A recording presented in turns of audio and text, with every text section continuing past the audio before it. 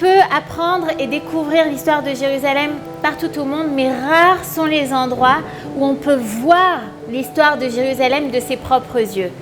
Les tunnels du Kotel, les tunnels du mur occidental sont l'un d'entre eux. Et en ce jour de Tisha B'Av, jour de commémoration de la destruction du temple, je vous invite à faire un grand voyage dans le temps avec moi. Nous repartons il y a 2000 ans pour découvrir ce qu'était Jérusalem à la veille de sa destruction. Au centre de Jérusalem, une immense esplanade rectangulaire, au sommet de laquelle se trouve le Beth Amikdash, le temple, le deuxième temple. À l'intérieur du Beth Amikdash, la pièce la plus sainte, la plus importante, qui se trouvait à l'ouest, s'appelait le Saint des Saints, le Kodesh HaKodashim.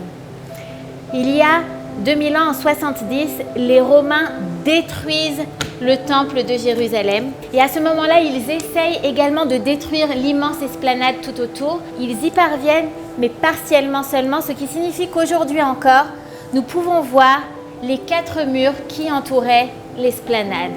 Il y a environ 700 ans, les musulmans qui habitent à l'époque à Jérusalem construisent un nouveau quartier juste à côté du Har HaBayit, juste à côté du mont du Temple. Et ce nouveau quartier qui s'appelle aujourd'hui le quartier musulman de la vieille ville de Jérusalem va recouvrir dans sa quasi-totalité le mur occidental de l'esplanade ou encore le Kotel HaMa'aravi, le côté ouest de l'esplanade. Aujourd'hui, le Kotel que nous connaissons se trouve ici, une toute petite partie de ces 488 mètres de mur. Ce quartier a été construit sur un ensemble de voûtes, un ensemble d'arches qui ressemble à celle qui est au-dessus de nos têtes. Et nous allons nous servir de ces voûtes en souterrain qui servent de fondation pour découvrir le prolongement du Kotel en marchant sous les bâtiments du quartier musulman de la vieille ville.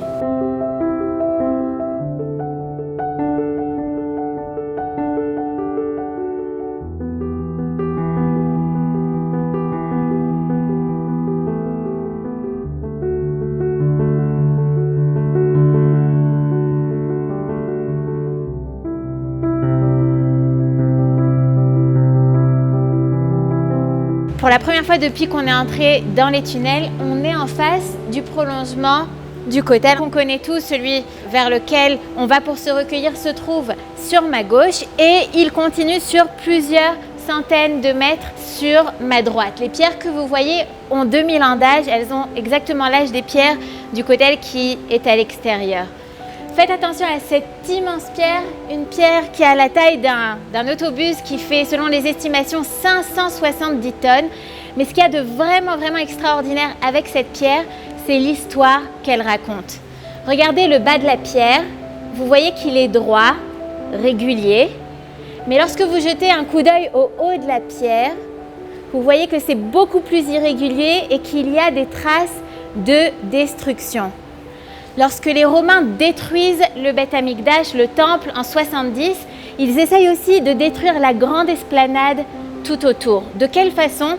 En faisant basculer les pierres du mur jusqu'au sol. On le sait, on a retrouvé des dizaines de pierres similaires à même la terre au bas du Kotel. Mais lorsque les Romains arrivent devant une pierre de cette envergure, ils se retrouvent face à un petit souci.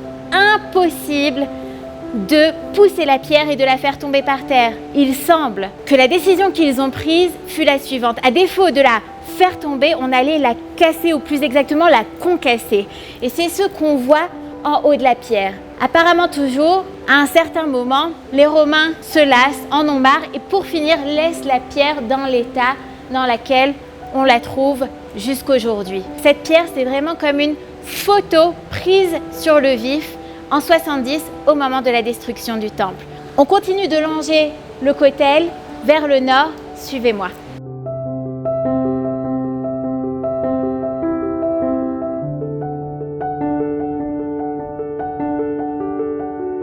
On est toujours en face du Kotel, en face du mur, qui se poursuit sur ma gauche, puis sur ma droite. Comme vous le voyez ici, le mur est un petit peu en retrait. Et si vous regardez en haut, vous apercevez la forme arrondie du mur. On peut comprendre qu'on était face à une porte, un portail qui depuis a été muré et qui à l'époque du temple était l'un des 4 accès, des 4 entrées qui permettaient d'accéder à l'intérieur du Har HaBayit, à l'intérieur du mont du temple. Cette porte, ce portail s'appelait apparemment la porte des Kohanim, Sha'ar HaKohanim, la porte des prêtres. Juste derrière moi, où vous voyez des gens en train de prier, de se recueillir, se trouve le point du Kotel qui est le plus proche de là où se trouvait le Saint des Saints, le Kodesh HaKodashim, la pièce la plus importante à l'intérieur du Beth Amikdash, à l'intérieur du temple. Elle se trouvait à 90 mètres de nous, moins de 2 minutes de marche de là où nous sommes.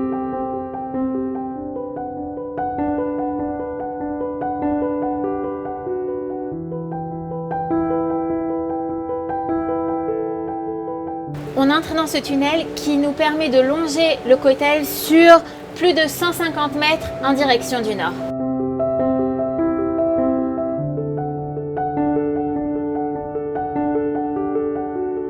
Sous mes pieds, une vitre qui, telle une fenêtre vers l'histoire, permet de voir certaines de ces pierres qui ont 2000 ans d'âge et que les Romains ont fait basculer dans le vide au moment où ils essayent de détruire l'esplanade du Har HaBayit du mont du Temple.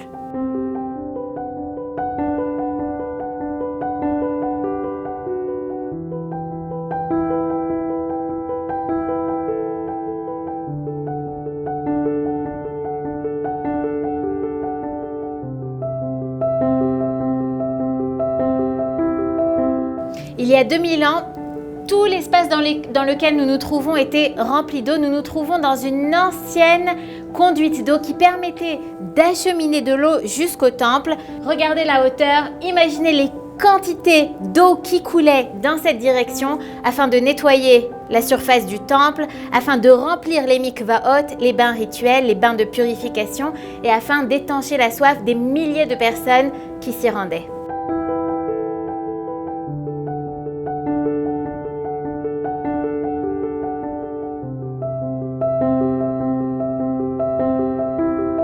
Nous sommes au nord du mont du Temple. Devant nous, un bassin qui était à l'époque du Temple 8 fois plus grand que ce que nous voyons ici et qui servait de moyen de protection face à des attaques ennemies. En plus de ce bassin, nous avions un large fossé qui bordait le nord du Har HaBayit et surtout une très haute et très massive forteresse qui permettait de protéger le temple, le Beth Amikdash.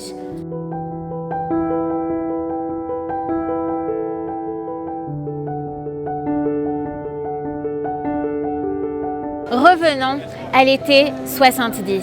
Jérusalem est assiégée par les Romains depuis déjà plusieurs mois. Les Juifs sont fatigués, sont affamés. Les Romains décident d'attaquer la ville par le nord. Ils arrivent à faire une brèche dans les murailles de Jérusalem et arrivent au pied du mont du Nord, là où se trouve le fossé, la forteresse et le bassin. Ils construisent des rampes en bois pour accéder en haut des murailles. Les Juifs mettent le feu aux rampes de bois. Les Romains les reconstruisent. Les Juifs lancent des projectiles, des pierres, des flèches, mais les Romains parviennent, pour finir, à entrer à l'intérieur du Har HaBayit, à entrer à l'intérieur du temple et à mettre le feu au Beth Amikdash qui s'envole en flammes et en fumée. La guerre continue de faire rage à Jérusalem, un combat de rue, maison après maison, entre les Romains et les Juifs. Au bout de 3 semaines de combat, Jérusalem tombe définitivement entre les mains des Romains.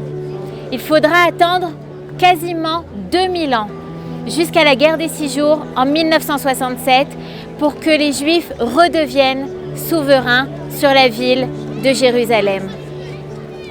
Je vous souhaite un bon jeûne, un jeûne significatif en cette journée de Tisha B'Av. À très bientôt.